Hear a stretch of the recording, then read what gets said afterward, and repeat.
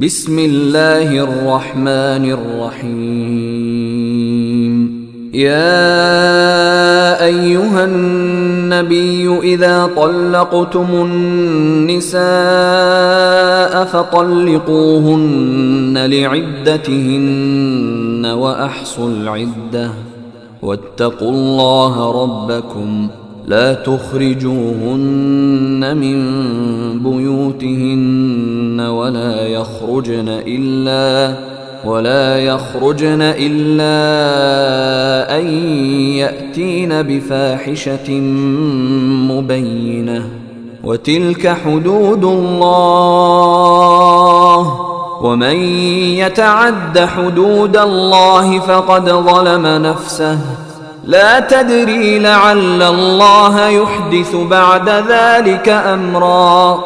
فإذا بلغن أجلهن فأمسكوهن بمعروف أو فارقوهن بمعروف وأشهدوا ذوي عدل منكم وأقيموا الشهادة لله ذلكم يوعظ به من كان يؤمن بالله واليوم الآخر ومن يتق الله يجعل له مخرجا ويرزقه من حيث لا يحتسب ومن يتوكل على الله فهو حسبه إن الله بالغ أمره قد جعل الله لكل شيء قدرا.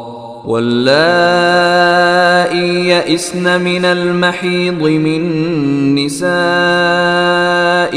إن ارتبتم فعدتهن 3 أشهر واللائي لم يحضن وأولاة الأحمال أجلهن أن يضعن حملهن ومن يتق الله يجعل له من أمره يسرا ذلك أمر الله أنزله إليكم ومن يتق الله يكفر عنه سيئاته ويعظم له أجرا.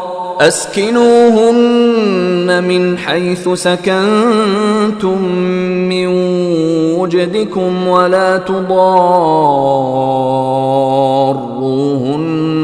لتضيقوا عليهن وإن كن أولات حمل فأنفقوا عليهن حتى يضعن حملهن فإن أرضعن لكم فآتوهن أجورهن وأتمروا بينكم بمعروف وإن تعاسرتم فسترضع له أخرى. لينفق ذو سعة من سعته ومن قدر عليه رزقه فلينفق مما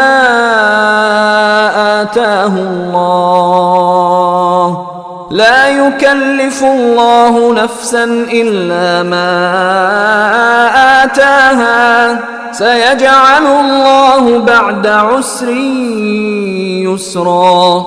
وكأين من قرية عتت عن أمر ربها ورسله فحاسبناها حسابا شديدا وعذبناها عذابا نكرا فذاقت وبال أمرها وكان عاقبة أمرها خسرا. أعد الله لهم عذابا شديدا فاتقوا الله يا أولي الألباب الذين آمنوا قد أنزل الله إليكم ذكرا رسولا يتلو عليكم آيات الله مبينات ليخرج الذين آمنوا ليخرج الذين آمنوا وعملوا الصالحات من الظلمات إلى النور. ومن يؤمن بالله ويعمل صالحا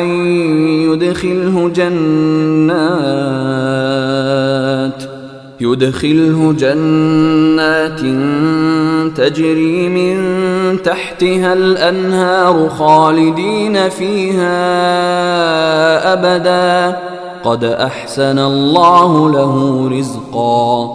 الله الذي خلق 7 سماوات ومن الأرض مثلهن يتنزل الأمر بينهن لتعلموا أن الله على كل شيء قدير وأن الله قد أحاط بكل شيء علما.